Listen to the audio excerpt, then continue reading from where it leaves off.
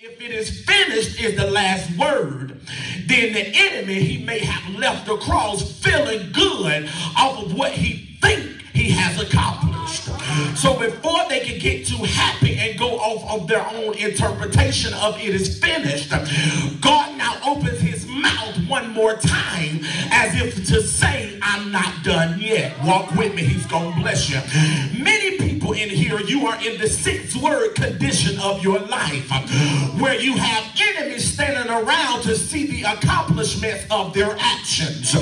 Many people who have done things to you and they are standing around to see the results of what they've done to you. But I came all the way from Ludwigsen to tell somebody that God has a way that where he will let your enemy do the action but miss the accomplishment. Oh God, I wish I had somebody early in this church this morning that says the enemy has been fighting me on every hand. The devil has been doing everything that he knows to condemn me.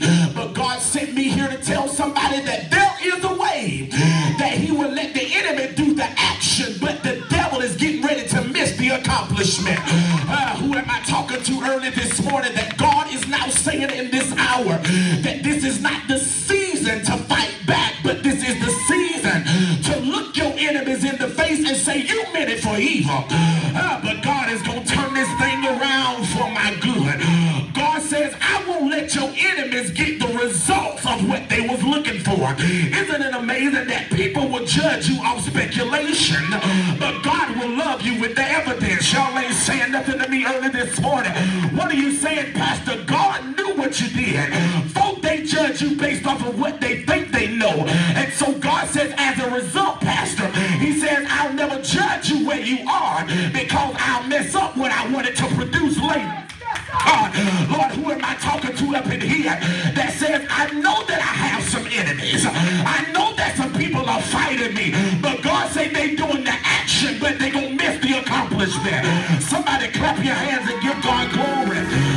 Yes, so here it is now. You must understand that there are some people that want you to die, but God said he'll let you live. I don't know who I'm talking to in here. Here it is, 2015. You've been fighting devils and demons already. But God said he can let the devil take you out. Why? Because there was another assignment attached to you. When you just tell somebody sitting beside you, say, I shall live. And I shall not die. The reason I shall live and not die is because over 2,000 years ago, he decided to go to a cross. Y'all ain't saying nothing to me up in here. He decided to go to a cross. And because he decided, his life saved my life. I wish I had somebody that would just throw your hands up and tell him thank you. Oh, yes, God.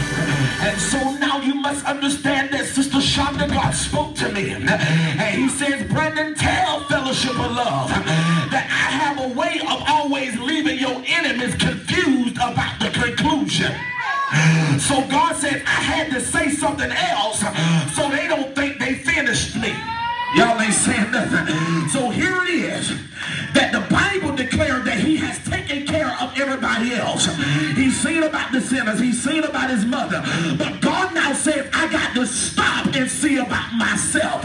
Now you must understand that many of you all are saying, but Jesus died, which is a true statement.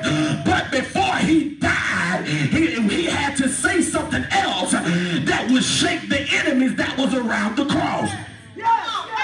God have mercy. I said, God, what are you saying? He said the mistake that they made was if they could have found a way to shut my mouth before I said my last word. My God. I wish y'all would walk with the preacher.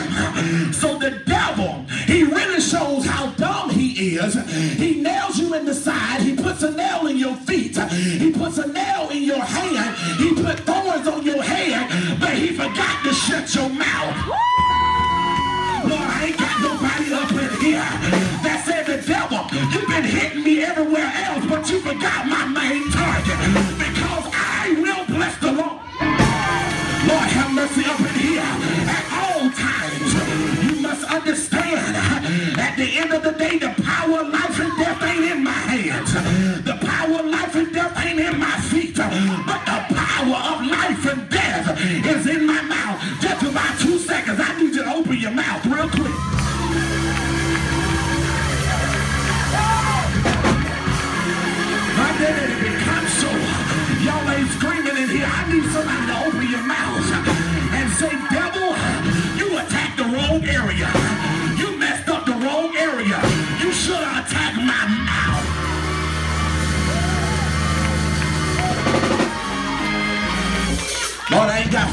Also now you must understand that the Bible declares that he cried with a loud voice.